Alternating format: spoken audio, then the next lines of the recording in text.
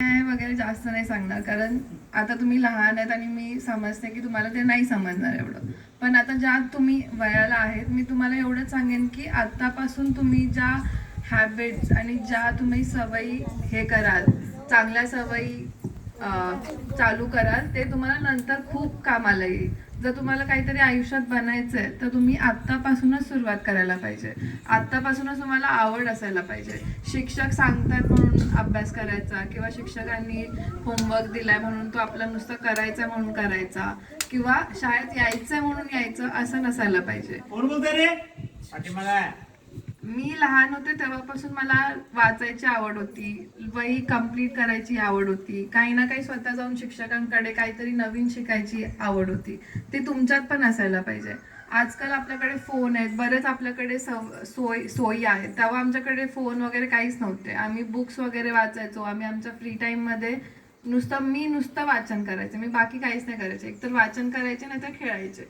खेळणं पण तेवढंच महत्त्वाचं आहे, तुमचा शारीरिक व्यायाम पण तेवढाच महत्त्वाचा आहे. पण त्याच्याबरोबर तुम्ही रोज वाचायला पण पाहिजे, स्वतःहून यायला पाहिजे. शिक्षक सांगतात म्हणून नाही, मारून मुटकून कधीच कोणी काहीच नाही बनणार. पण जर तुम्हाला स्वतःला आवड असेल, स्वतःला काहीतरी बनायचं असेल, आपल्या मम्मी पप्पांना प्राऊड करायचं असेल की आपल्या मम्मी पप्पांचं पण कुठे नाव व्हायला पाहिजे, आपल्या मम्मी पप्पांना पण कुठे बोलवायला पाहिजे, आपल्या नातेवाईकांमध्ये आपलं मम्मी पप्पांचं एक नाव व्हायला पाहिजे, तर आत्तापासून तुम्ही चांगल्या सवयी चालू करायला पाहिजे. आत्तापासून तुम्ही नीट अभ्यास करायला पाहिजे. आत्तापासून स्वतःहून यायला पाहिजे की मॅडम मला सांगा आज काय मी शिकायचंय, आज आपण काय करूया नवीन.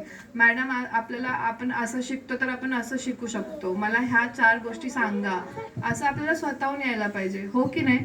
काय वाटतं तुम्हाला? की नाही? आपल्याला काहीतरी बनायचंय की नाही, खूप पैसे कमवायचे की नाही. आणि हे बघा, आपल्याला काय काय थोड्याच गोष्टी माहिती असेल, पण आपल्याकडे फोन आहे की नाही सगळ्यांकडे घरी. मग आपण रिसर्च करू शकतो की नाही, आपण काय नवीन करू शकतो आयुष्यात. मग फोन कशाला वापरायला पाहिजे आतापासून.